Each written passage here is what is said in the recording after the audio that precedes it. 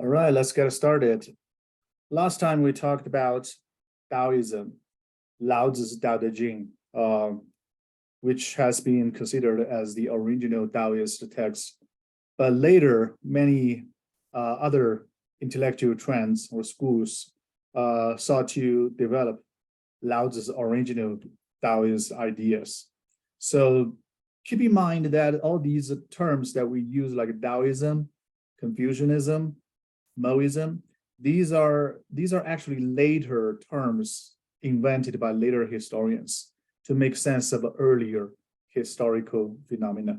So in other words, when Confucius was there was no such thing like Confucianism, right? I mean, even the Chinese word 儒家 was invented later during the Han Dynasty. Okay, in the spring and autumn period, when Confucius was there, he had no idea what is Confucianism or the teachings of Confucius. Yeah, he had no idea. Remember, Confucius considered himself more as a transmitter rather than a creator, right? The same thing is true for Taoism. The term Taoism or Daojia, the Chinese term, came up hundreds of years later than the creation of Tao Te Ching. Okay, during the Chinese concept of Taoism only emerged during the Han Dynasty, when the Han scholars, Han period scholars, try to sort of reorganize all these earlier intellectual trends and make sense of them. So the Han people, there's a guy called Sima Tan. He's the father of the grand historian Sima Qian. So Sima Tan invented the terms for the six schools that we later known as Confucianism, Taoism, legalism, Moism, right? All these different terms are actually invented later. So what I'm saying is that when Lao Tzu, whoever, we still don't know. There's a lot of mystery about the author of Tao Te Ching.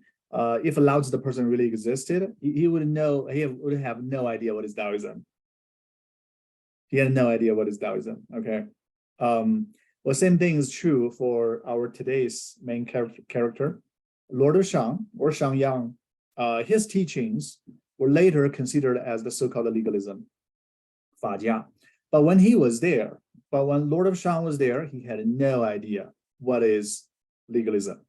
Okay, so just keep in mind that these. So that said, maybe the Han people, the Han scholars, when they gave new names to all these earlier philosophical trends, by grouping certain scholars who share the basic tenets together, right? For example, Mencius and Confucius, in the eyes of the Han people, they were both lumped into this category that we call Confucianism. And then Lao Tzu and the Zhuangzi, we're going to read it next week, were categorized into this whole category called Taoism.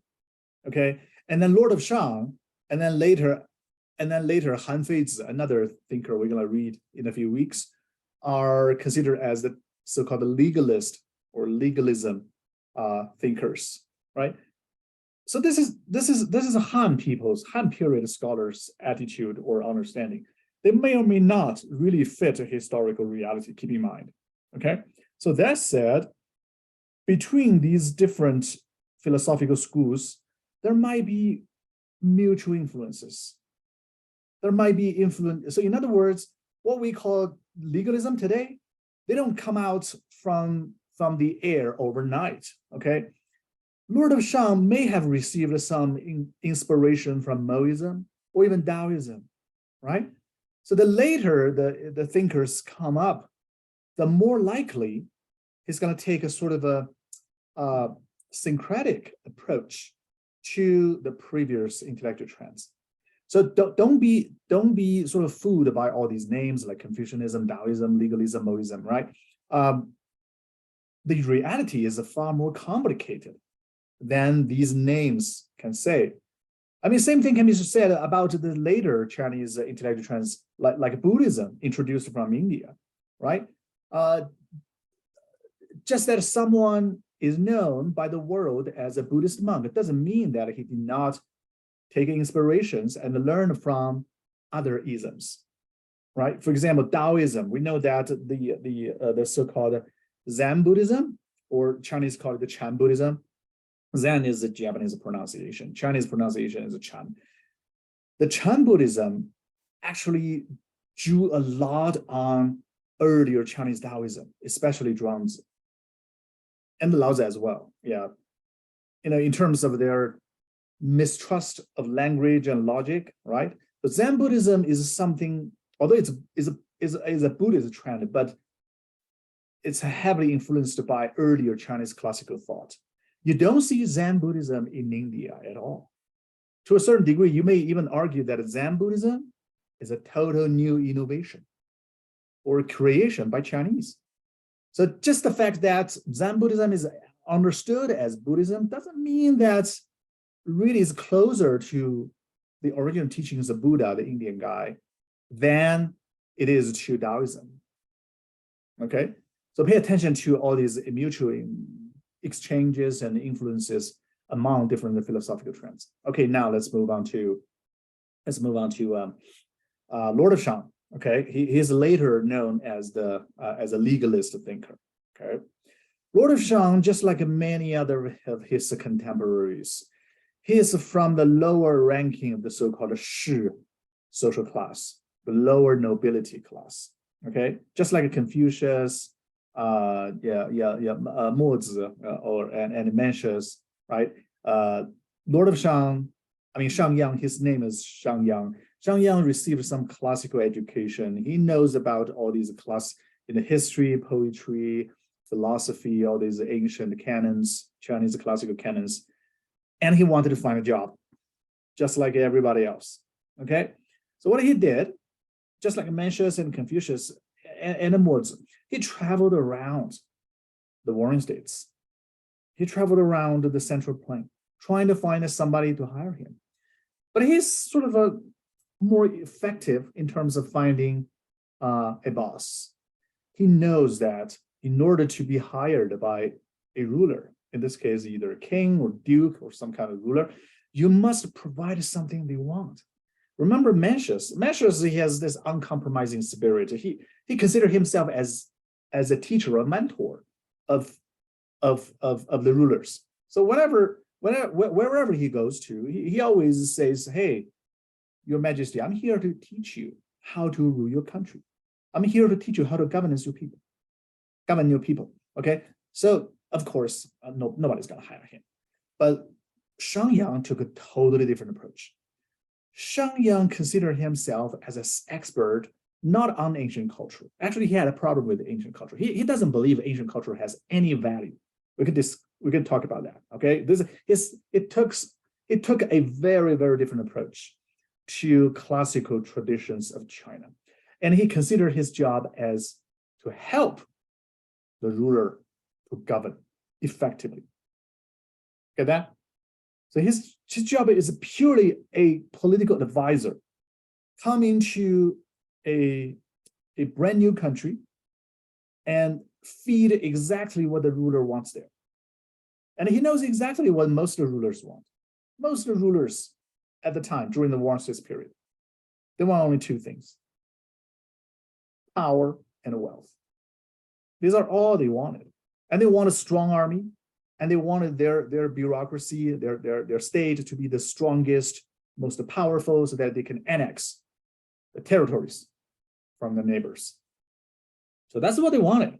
Okay, they not only want to survive, they also want a victory. They want more power, more territory, more population under their rule, and a stronger army. So Shang Yang is gonna help any ruler to achieve it just like that. So his teachings are not, as you have read his book, right? His book is titled after him, the Book of Lord of Shang.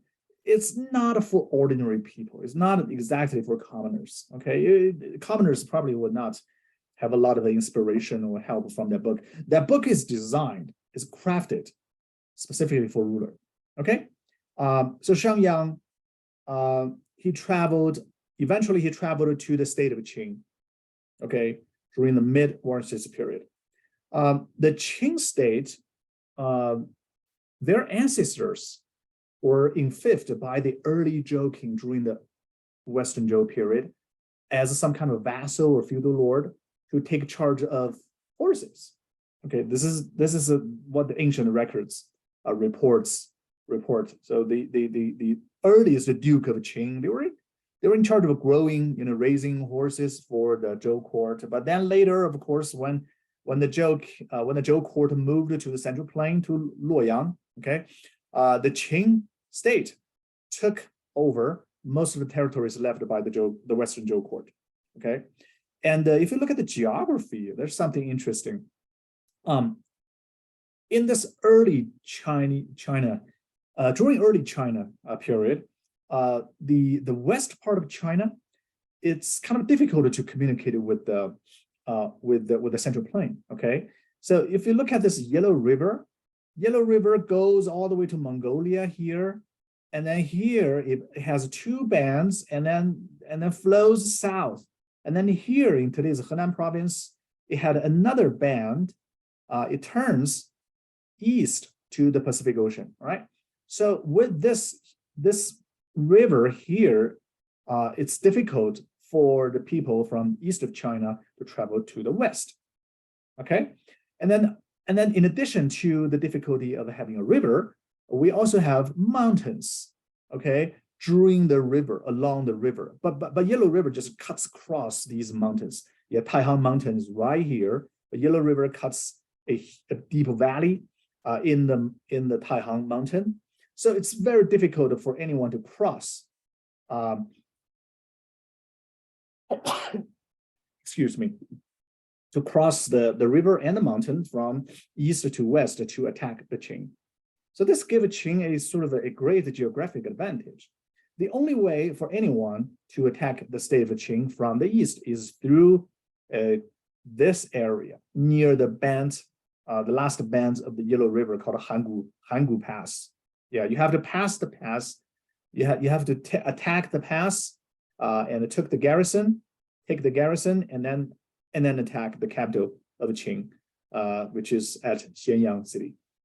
But it's very difficult because all these areas are surrounded by mountains. So there is only one narrow road leading to the capital of Qing. So as long as Qing trains a very good army to guard the Hangu Pass, they're safe. No one is gonna pass. No one is gonna pass and attack, pose any threat to Qing. Okay, so this gave Qing a great geographic advantage. As long as Qing has a strong army, they can get out of the Hangu Pass and attack other kingdoms. But if Qing is weak, you can just shrink into their capital. Okay, and then just put some army near the only pass leading to their capital, and it's very difficult for any enemy to pass that garrison. Okay, so Shangyang arrived Qing. At the time when Shangyang arrived, Qing was not a very, very strong state. Okay, Qing needs to develop agriculture. The state needs to develop a stronger army to protect itself. So the Duke Xiao of Qing was very eager to see anyone who was willing to help him to achieve this great enterprise towards power and wealth. So when Shangyang arrived at Qing, he talked to the Duke for days, and then the Duke was immediately attracted. Okay, and the teachings provided by Shangyang turned out to be extremely appealing to the Duke. That's exactly what the Duke wanted. Someone coming to his country to help him to have more power, wealth, stronger army, more territory, and more authority, more power, more everything. So Duke Xiao immediately appointed Shangyang as the prime minister. Okay, he appointed Shangyang the foreigner as the prime minister, and he fully trusted Shangyang. And then, of course, since Shangyang was promoted to become the prime minister, he was also enfeoffed by the Duke to become a lord. Okay, so this is why he was later known as the Lord of Shang, because he was appointed by the Duke as a nobility, as a nobleman.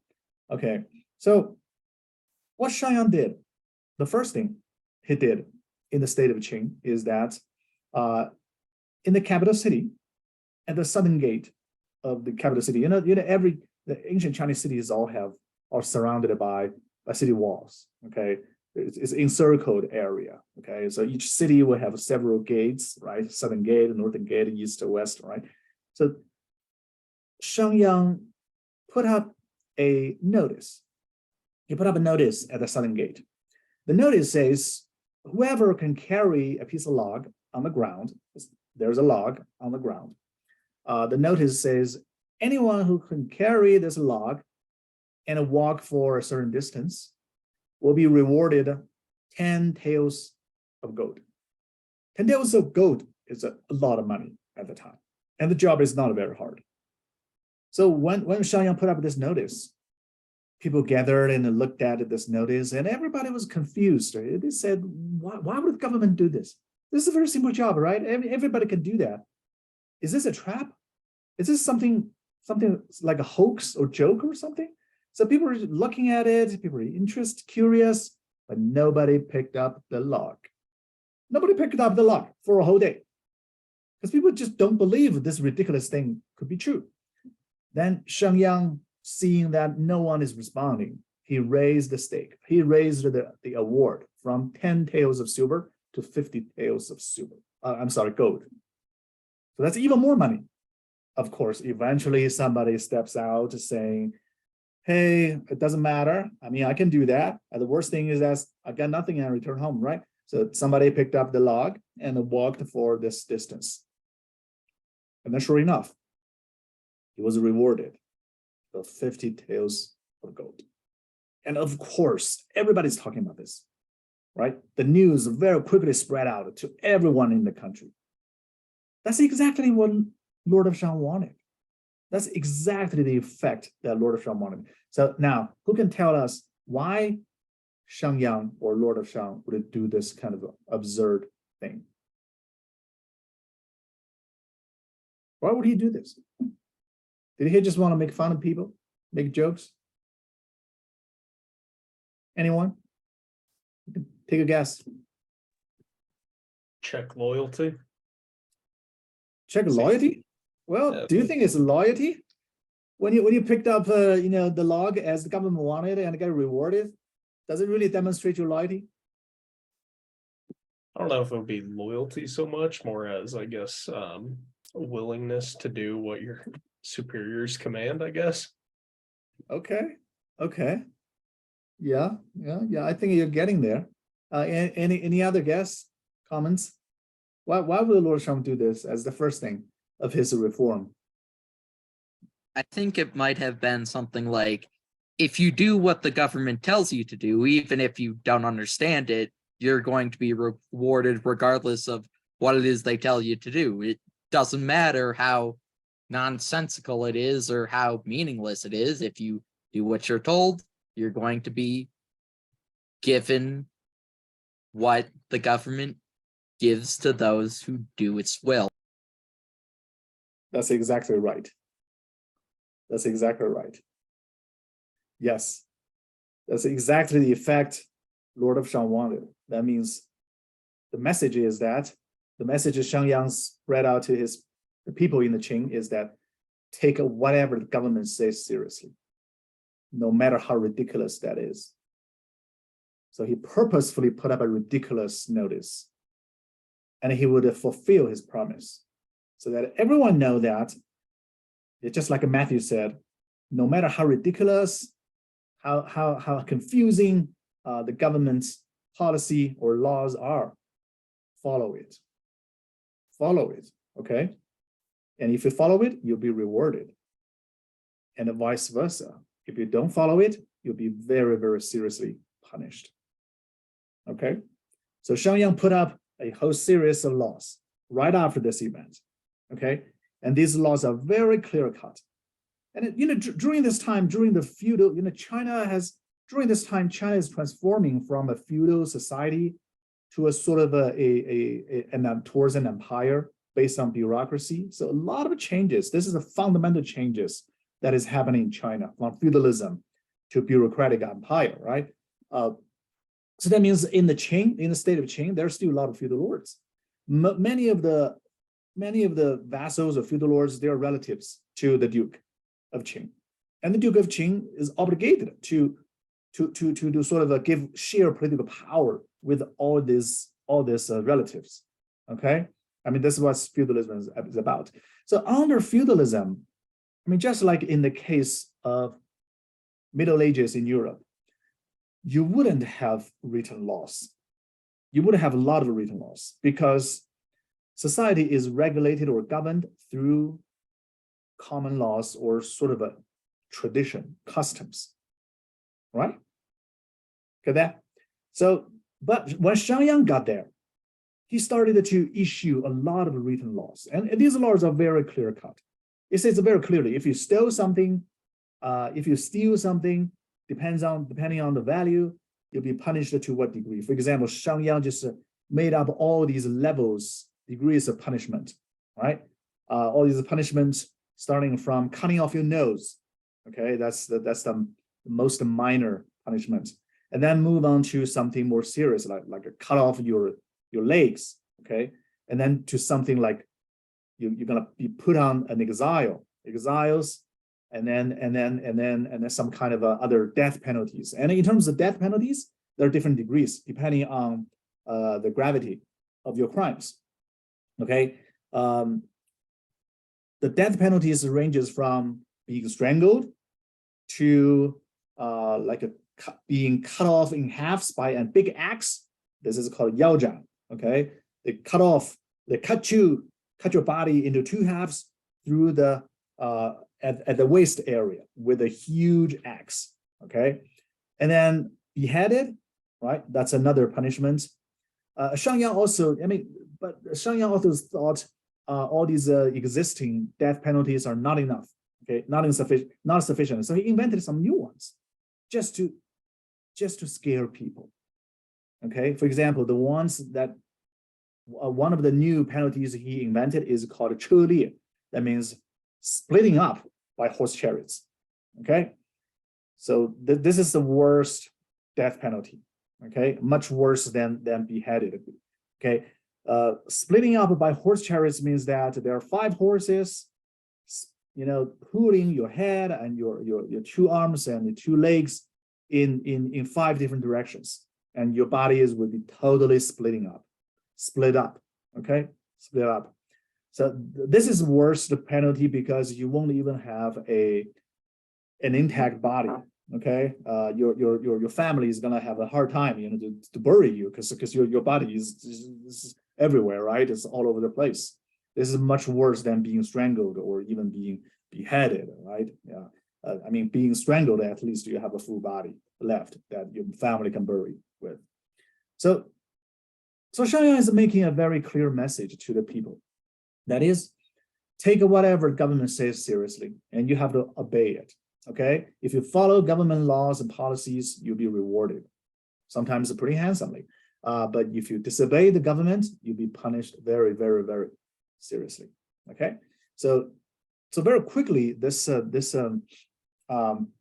reform transformed the society of Qing into something else, into a new society. Okay, so here are the policies of Shang. So first, Shang organized every family into units of 5 families. So every 5 families are put into a unit, a social unit.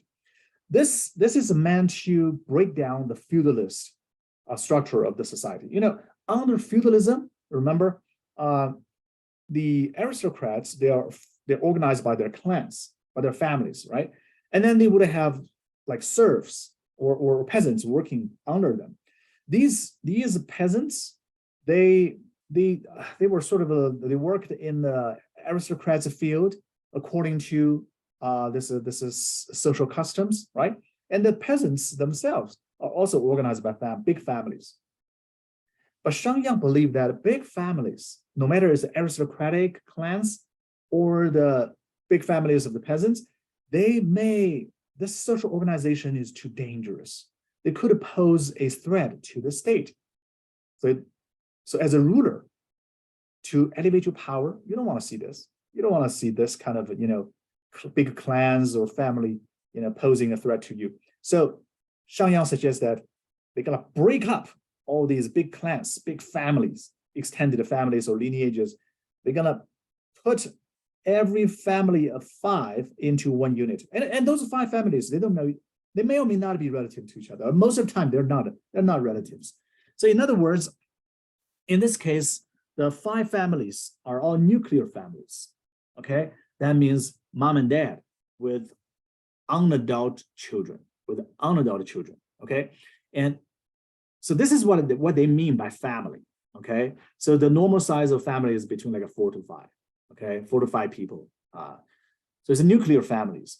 So Shangyang want to see a lot of a nuclear family in China, and they organize all these families into Unit 5, and they ask them to watch for each other, okay?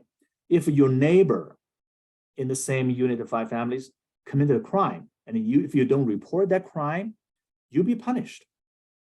This is actually a military law used in many empires, right? In many ancient civilizations. For example, in the ancient Roman legion, right? We have this punishment that in the battlefield, in the unit of 10 soldiers, if one soldier retreats without order, without permission, then all the other 9 soldiers in the same unit will be punished. So this is to make sure that in military, everybody is watching for everybody, okay? But no other societies have used this draconian, very harsh military law in civil societies. So Lord of Shang is the first one who used that, okay? So this kind of a law turned the Qing society into almost a police society where everybody is a police, okay, watching your neighbors.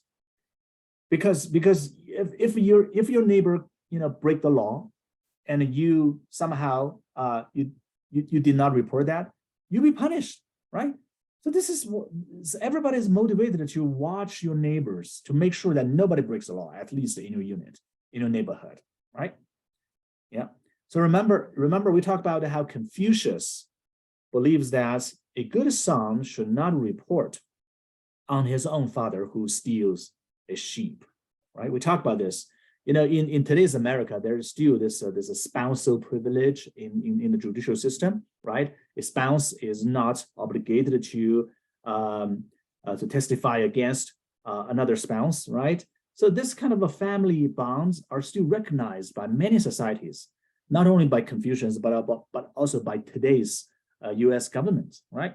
But more than 2,000 years ago, in the new society that Shangyang is trying to engineer, no such privilege is allowed.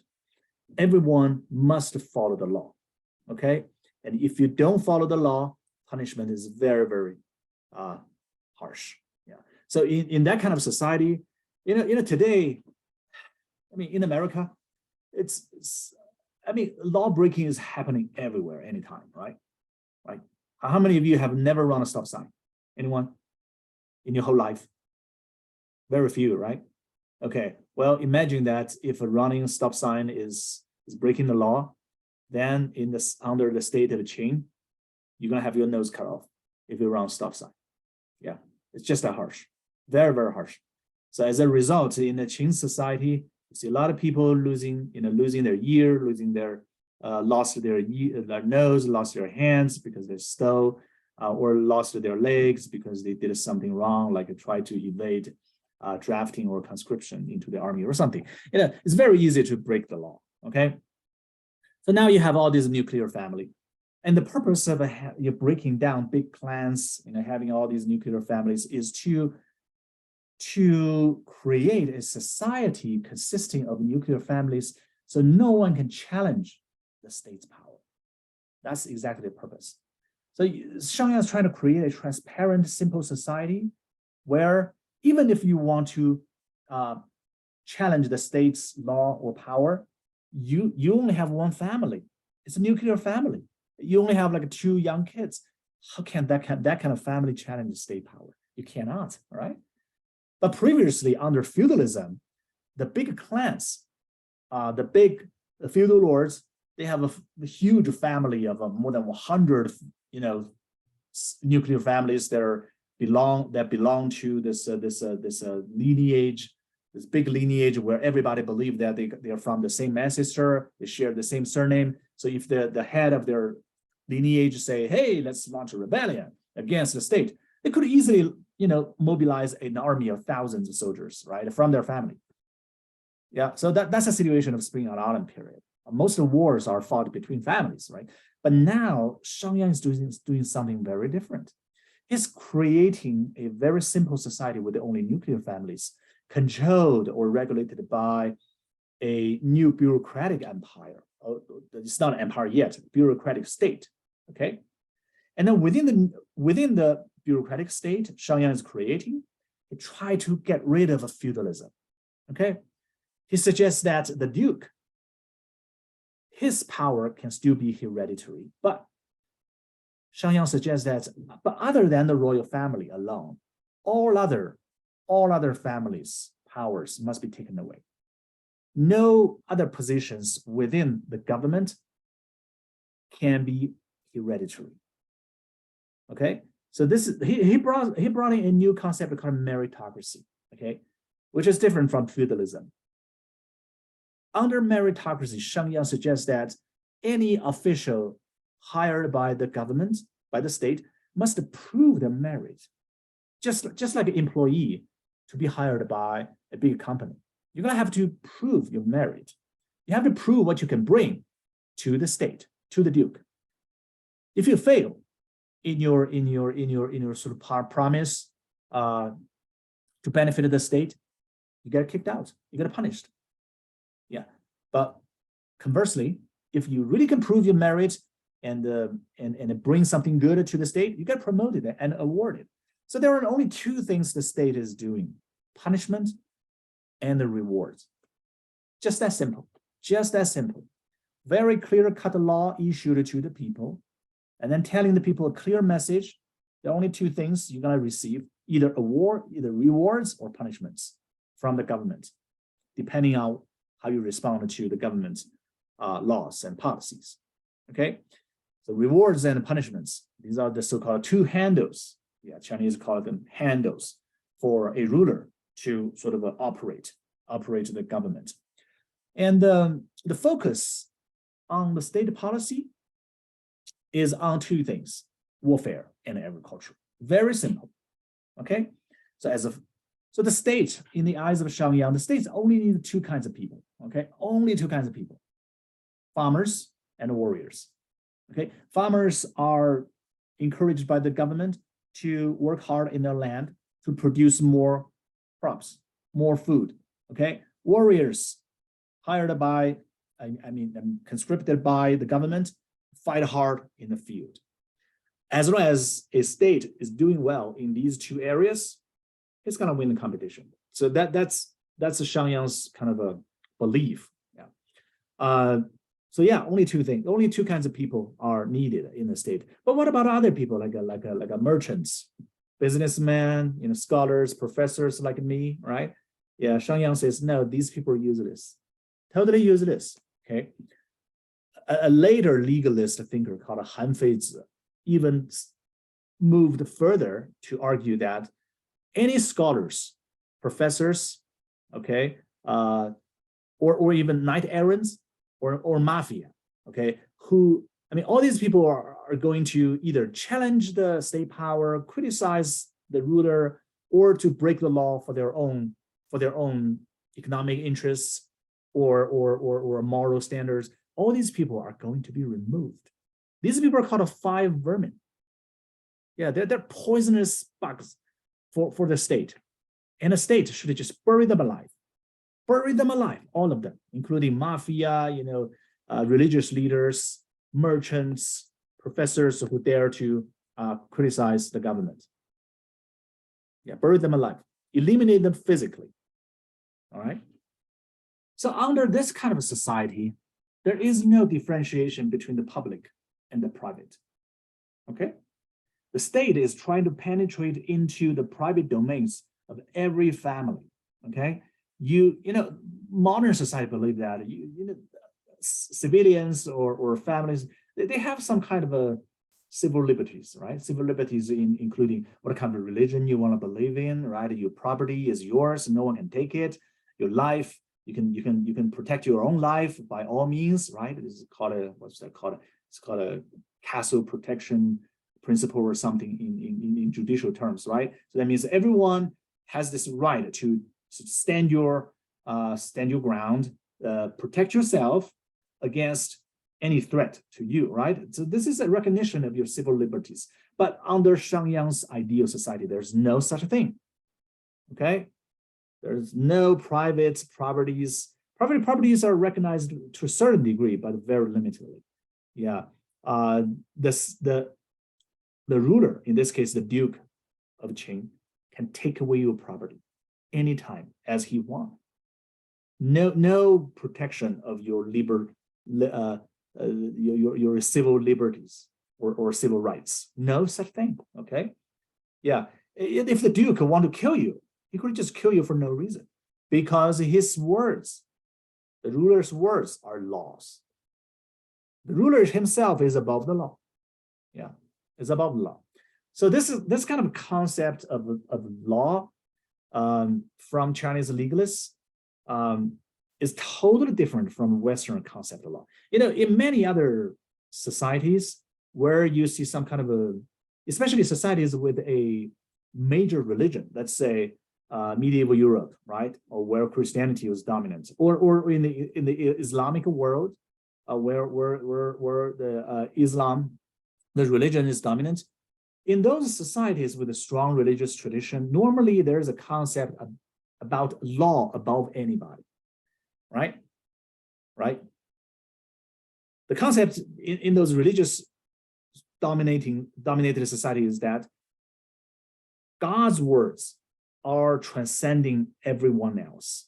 Okay, there is a sort of almost like a law made by divinity or God that is above any individuals, or always inferior to God's.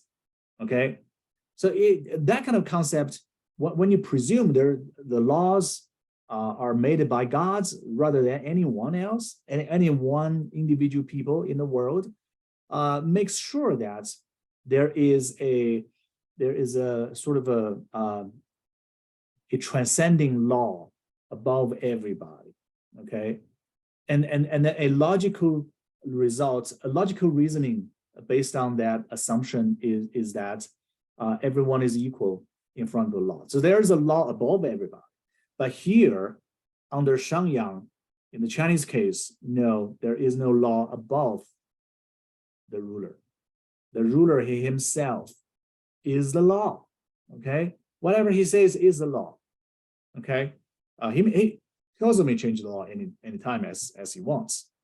So, of course, no checks and balances to that kind of authority. Yeah. All right. So, but the Duke liked this idea. The Duke Xiaoqing liked this idea because it really gave him a lot of power and authority. That means no one, including his younger brothers or other feudal lords in his state, nobody can challenge his power. I mean, if you were ruler, you probably would like this idea, right? Because they give you unconditional respect, submission, right? Obedience, right? And authority. So you have everything. You are the God. You're the God in your own state. So as a Duke Xiao of Qing, I really like this idea. But of course, a lot of feudal lords within the state of Qing did not like that because their power is taken away. And then the whole society is restructured into a hierarchy, a pyramid hierarchy, right? With the Duke at the top in the Qing. He is all the source of all power, all supreme power lies in his hands. No one can challenge him. No one can criticize him. And then underneath him, there are different hierarchies, right? There's a bureaucracy, right? Based on hired, talented officials who have to prove their merits. Okay, if the Duke doesn't like them, those officials are going to be kicked out immediately. And then underneath that, you have population. You have population, and all these population and officials, they're all regulated by the same body of laws, and and everyone is judged based on what kind of contributions he can make to the state based on warfare and agriculture. Okay, if an ordinary farmer is really good at farming, working really hard, and pay a lot of tax, then the state will honor him. Okay, give him some kind of honor or praise, or sometimes some material rewards, right? But rewards compared to punishments are always less. There are always more punishments than rewards. Yeah. So you see in the state of Qing, sometimes you will see a farmer or a soldier who worked really hard, either in agricultural warfare and got promoted to the some soldiers are promoted all the way to the position of general. But once that general who has a low origin committed some kind of crime, it's so easy to commit a crime because there are so many laws in the country, then overnight, immediately, it's going to be executed. And everything he has, all the rewards he has obtained, became nothing. So this is a country, harsh punishments are more common than rewards. Okay. So although the promise is there that if you really follow the laws, that your social ranking can be bumped up. All the population, everyone in the Qing state is organized into like 18 or 20 ranks from low to high. At a different rank, it's like social caste system. Each rank will have corresponding privileges and honor and everything. Most people are at the lower bottom of the pyramid, right? But even if you work really hard in the army, worked all the way towards the commandership to become a general, once you commit a tiny small crime, all your privileges taken away and you be executed or punished, and you immediately kicked down to the bottom of the society if you're not executed. Okay, so now you have this a huge pyramid-like hierarchy within the Qing state. So that's the design, Shang Yang's design, okay, or Lord Shang's design. In terms of culture, we know that Confucius and Confucian scholars, they have a strong confidence in human culture. Although Taoists doubt about that, right? Lao Tzu questioned the Confucian confidence in human culture, right? But now look at the legalists. Shang Yang says, no, culture is useless. In terms of a ruler's goal of power and wealth, culture is not very useful, okay? And you don't look at the past, because the past is just something that happened in the past. Context changed. We are dealing with contemporary issues. The history is useless. It's not helping, okay? What we need to do is just define our goal and then make clear-cut law and then punish everybody or reward everybody who follow our law so that the ruler gets what he wanted, okay? He doesn't need all these scholars or professors who may or may not support him. Sometimes they would, most scholars would tend to criticize the ruler. I mean, this is also the case in today's United States.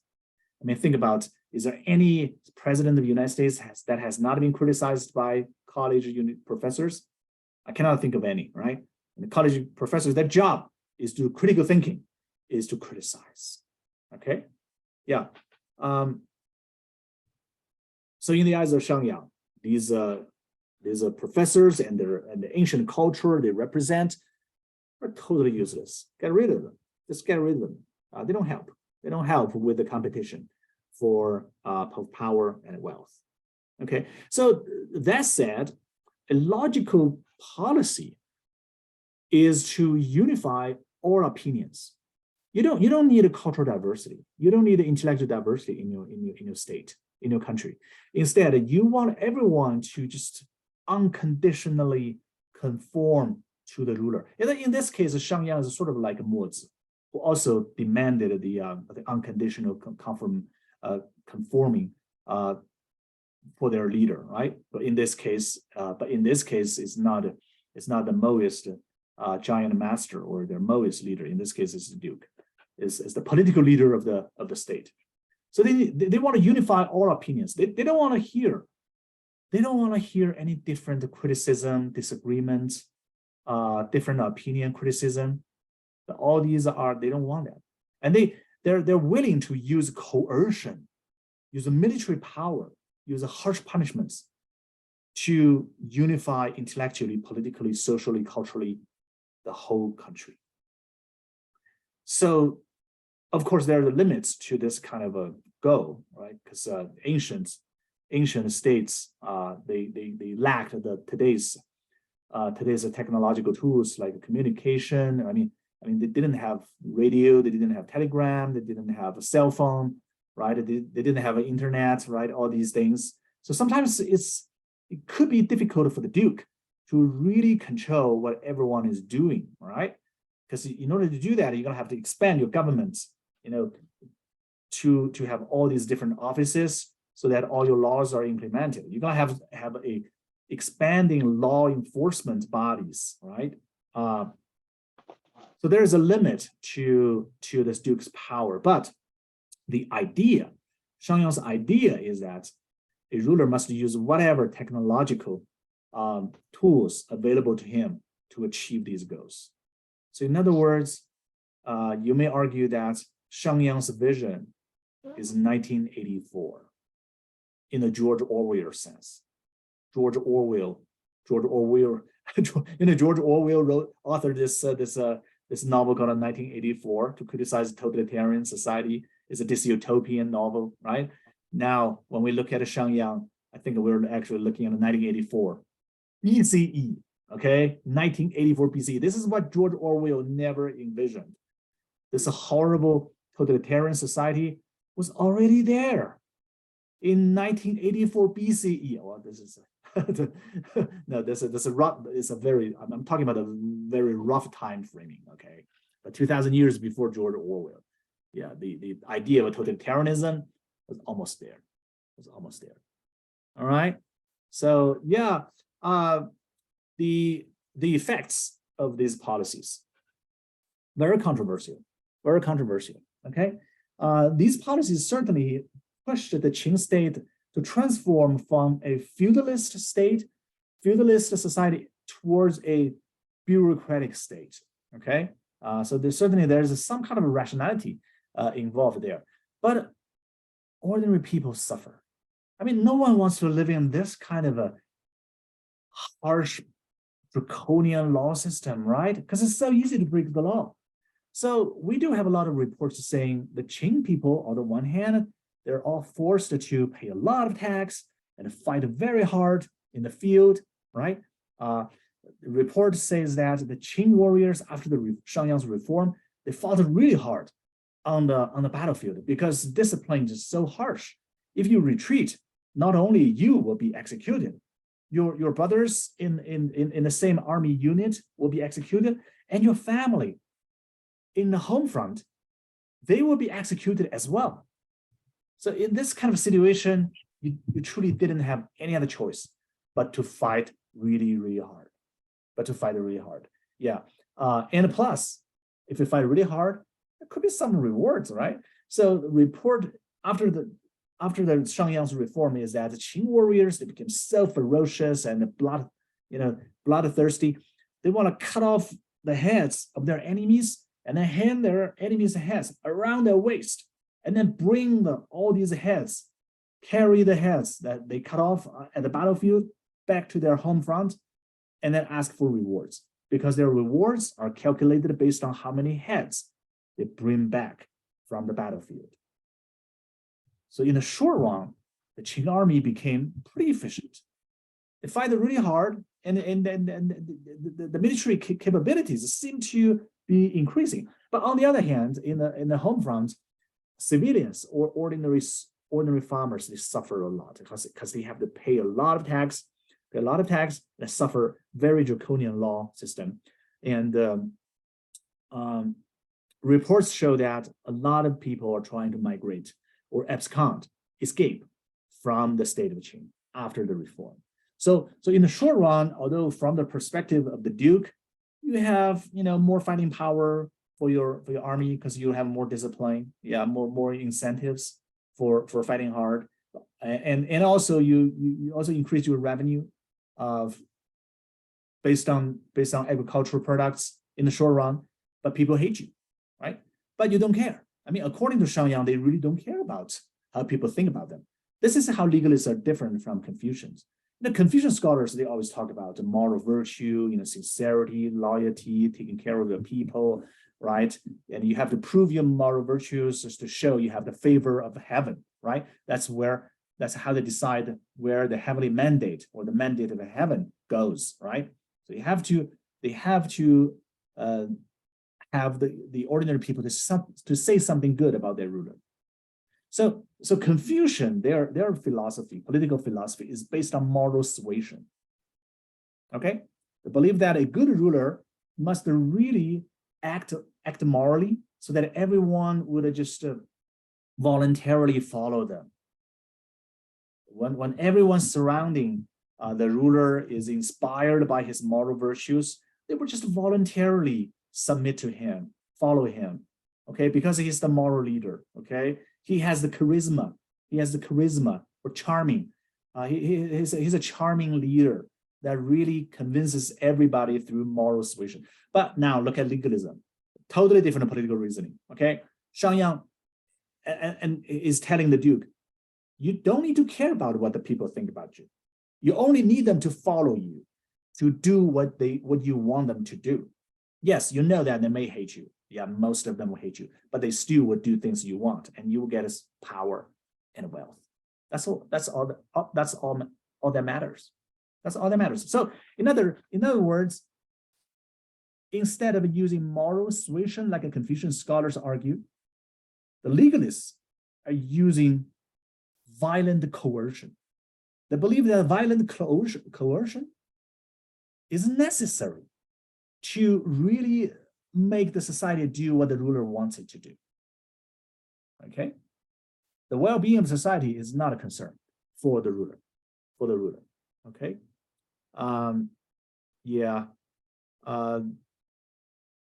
so for the 200 years after this reform, Shangyang's reform, the Qing was able to build a huge army. So this is so-called terracotta soldiers. A lot of statues of Qing soldiers, Qing warriors, made of clay. Terracotta soldiers. They were discovered in today's Shanxi province near the Qing's capital. This is the army, a lot of historians believe, that helped later the Qing king to unify China in 221 BCE. So yes, eventually Qing did unify China, but it's a very complicated project. Okay, but many scholars believe that it has something to do. Qing's eventual unification of China has something to do with the Shangyang's reform in the Warring States period. Okay, but the actual effects of the reform are very, very controversial. So in the short run, yes, increased the military capabilities, increased the state revenue, but really people suffer a lot. Okay. So to what degree the Qing state try to balance people's well-being and the state benefits is a topic for discussion. But now, last thing I want to talk about is the personal fate of Lord of Shang. Okay, so Lord of Shang is totally changing the Qing society. Okay, making it very different from many other societies in the place we call China. He also created a lot of problems, right? For example, one day, the throne prince, Duke Xiao of Qing's son, committed a crime because there are so many laws, right? It's so easy for you to break the law. So when the throne prince broke the law, this puts the Duke in a difficult situation, right? The Duke talked to his prime minister, Shang Yang. He says, now bad news, my son broke the law, and according to the law, his nose is going to be cut off. But the problem is I cannot cut off the nose of my own son, right? Because after my death, my son is going to be the next Duke. We cannot have a Duke without nose. Is that right? Lord of Shang said, yes, yeah, we cannot cut off the nose of your son. But how about this? Your son break the law because his teachers failed to do their job. So instead of punishing your son, let's punish your son's tutor and teacher instead. Think about that kind of society. It's a wrong society to get a job like teacher, right? Yeah, okay. So the Duke agreed. So instead of punishing the throne prince, they cut off the nose of the throne prince's tutor. The throne prince was not happy. Well, eventually, Duke Xiao passed away. So Lord of Shang lost his major supporter. And then the throne prince is going to become the next duke. And the first order that the new duke issued is that he's gonna kill Lord of Shang.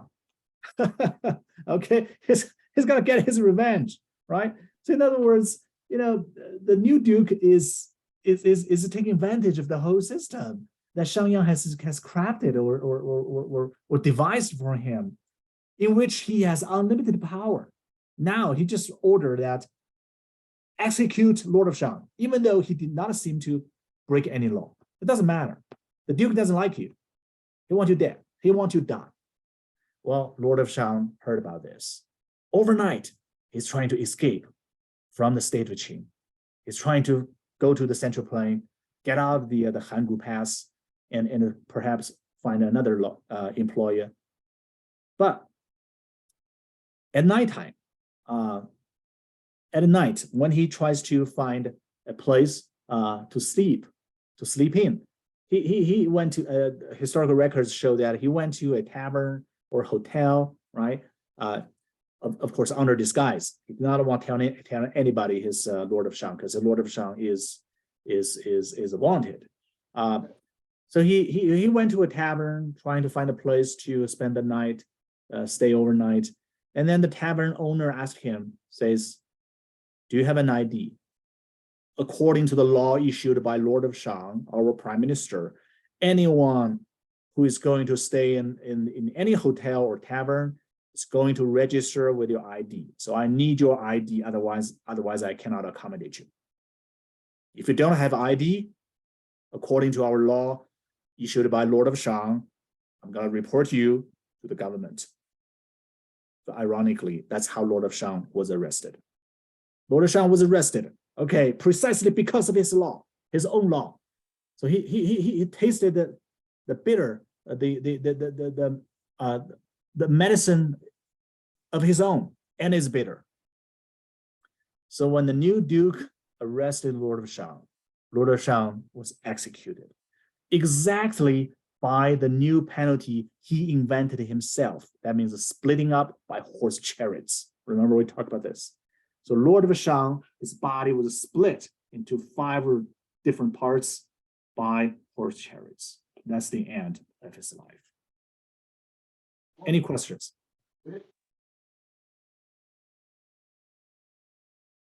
Any questions? Did he consider, so if he was like finding this job and he said that there shouldn't be any like professors, what did he consider himself then, if he's the one kind of telling the Duke these things? A politician, a statesman. Okay. Not a scholar. Yeah. So in his vision, there should be no independent scholars outside the state system. If there are any professors needed for legalists in general, they only need professors who can do actual things like engineering, medicine, astronomy, construction. So they need intellectuals or craftsmen specializing in those specific technical areas that can bring benefit to the state. They don't need anyone else. Yeah, agricultural experts, right? Or engineering or craftsmen that can make stronger armor, better weapon. They need that kind of engineers and craftsmen. They don't need independent scholars like Confucius or Mencius who have their own their belief in their own cultural tradition and who may criticize the ruler. No, those Confucian scholars are definitely not what the legalists want. Any other questions? Was he also did he also label himself as like a strategist, like a military strategist as well? Or does it talk about that? His Shang himself is not, he did not have expertise in military per se. So no, he is not known as a great general. He's more like a politician or a minister, a civil official who helped the ruler to regulate the society. He would provide ideas and systems, build systems for the state to hire more talented military generals who actually command the army. No, Shang himself, there's no report saying he's actually a military general or with any military talents. Yeah, you may say he's a strategist in this case. Other questions?